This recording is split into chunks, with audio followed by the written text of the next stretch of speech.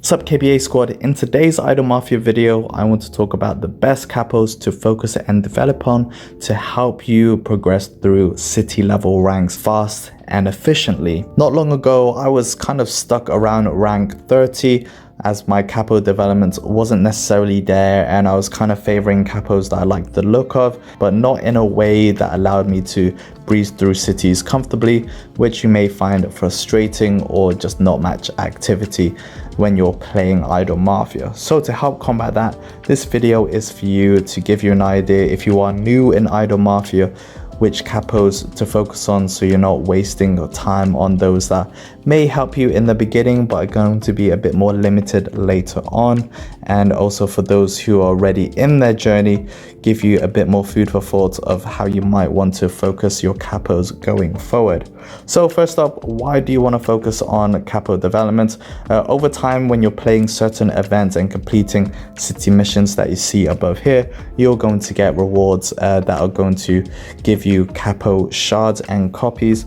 Every time you level them up, it does change and get progressively harder by requiring more capos to exchange, such as my season Vanessa. Kind of every 2 levels it revolves around needing their specific capo, and then we need additional copies. You can see 4 and 3 Mexican nation capos and strength capos. If we look at my more leveled up version, which is a Gianluca, around here you can see it requires a 7 for Italian and then 7 of the strength capos, so that's a total of 28 overall shards just to level him up.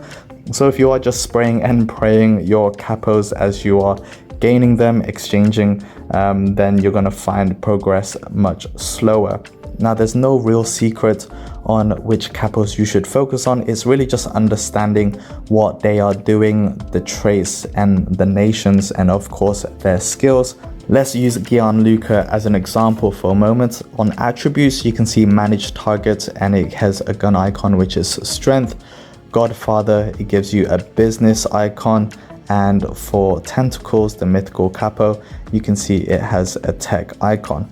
That relates to the capo buildings that you can assign them to. So here, AV Studio, it will have any tech eligible capos that you can station. Same thing for the strength and business.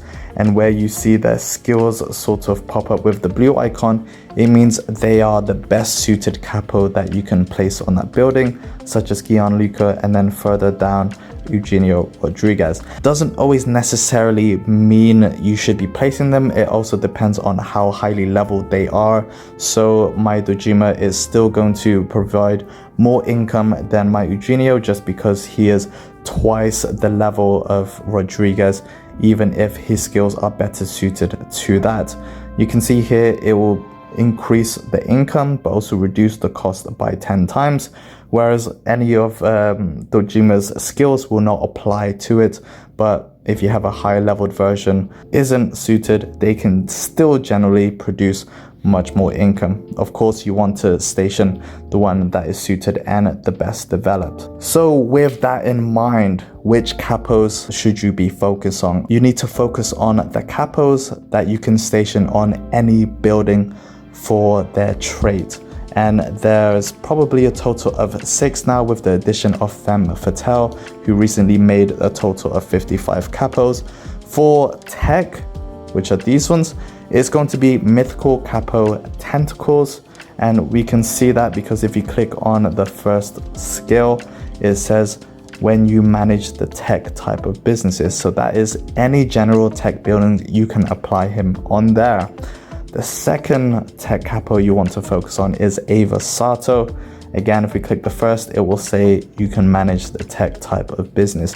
Those are currently the 2 tech capos that you can place in any building. That might change going forward, but if you compare that to another capo, you'll see they are only for a particular building. It might kind of help in the beginning if you have leveled up your capos more to your preference, whether you like their style, their skills, but you can see his skills are only going to benefit when he's placed on a scam building, whereas these 2 can apply them no matter what building they are in. So over time, you can just move them around without having to develop all of those capos. So focusing on tentacles and Ava are good. Having said that, Tentacles is a mythical capo, and the way you do that, you need 500 capo shards from either the mythical safe, which isn't that reliable or that efficient to spend your diamonds on, and also from the event rewards. As you can see here, once you have 500 of tentacles, or this is a selection, then you can get him. So until you have tentacles unlocked as a first copy, then you want to focus on Ava for tech. I'll talk in another video what it means to actually link those mythicals to another capo, but that is it for tech. Let's move on to strength capos. So for those particular buildings, you want to focus on Gianluca. He's also a great combat capo, so again, that'll be in another best capos for combat. But you can see here, you can place him in any strength business. As far as I am concerned, I don't believe there is any other strength capo with general building abilities. He is kind of the first one, although he is a legendary like Ava Sato, so you can just level him up without needing those capos. We might see a mythical version to complement Gianluca, but he is a bit more easier to set up for strength building, so make sure you focus on him.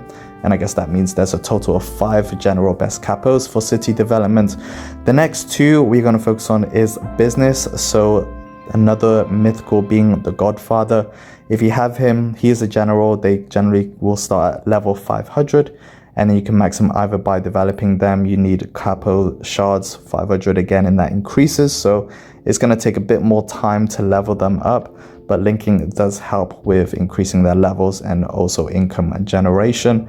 So Godfather, and then the new one that was added is a Femme Fatale. She is like Ava Sato and Gianluca. If you look at the skill, when you manage the biz type of buildings, then you can station Femme Fatale in any of them, and she's going to give them the bonuses.